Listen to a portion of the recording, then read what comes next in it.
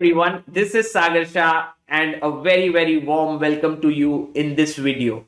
The Chess Olympiad just ended a few days ago and it has been euphoria for Indian fans. The players have been meeting Prime Minister, Chief Ministers of their state, and it has been a complete frenzy there. However, it's time now for another big event to begin. In less than a few days from now, we are going to have the Tech Mahindra Global Chess League. And in this video, I want to tell you 5 rules which are my very favorite in this competition. So, firstly, let me just tell you a couple of things about this tournament. It is a team tournament which has 6 different teams that are going to participate, and in each team there will be 6 players. On the top board of each team will be an icon player, right from Magnus Carlsen to Vishy Anand to MVL to Anish Giri. There are going to be some amazing players who are going to take part. Then there are 2 male superstar players who are going to play. These are all players above the elo of 2700.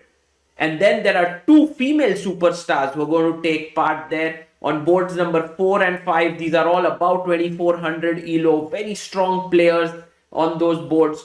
And then finally, you have the prodigy board. You can also call it the junior board. That is the 6th board that is there. So each team has these 6 players and they will play against each other in a double round robin format.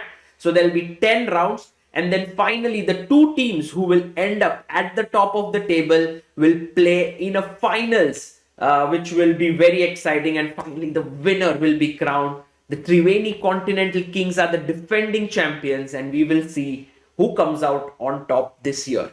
But now, to my 5 favorite rules at this Tech Mahindra Global Chess League. The first one, and this one is that all members of the team, 6 boards, will play with the same color. This is very unique because generally in any team tournament, you see that one board plays with white, the next board with black, one board with white, next board with black. It's always alternating. But here you will see all team members with the same color. So in one round, all players will be white or all players will play with the black pieces. And this is actually very exciting and interesting.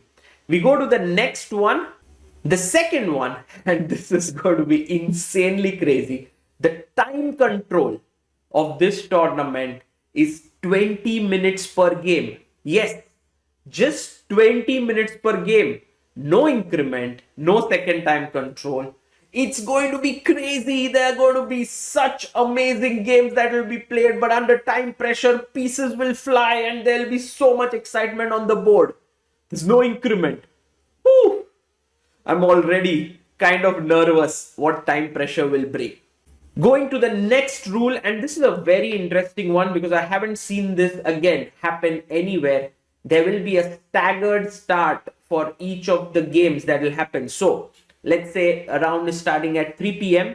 Then 2 games will start, board number 1 and 2.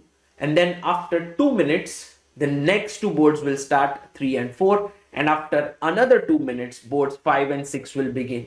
From a broadcasting perspective, it's very nice because you can focus on the 2 games for the first 2 minutes. Then you can focus on the next 2 games and then the last 2. And in this way, many times when the time pressure scenario comes in, you're not like trying to look at all the games and so on. So this is an interesting innovation that has been brought about mainly from the broadcasting perspective.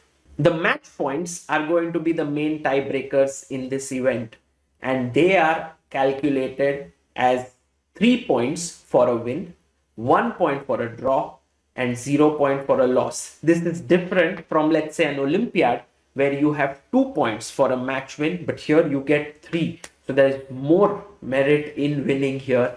And it's not just twice the number of points for a draw, but it's actually 3 times.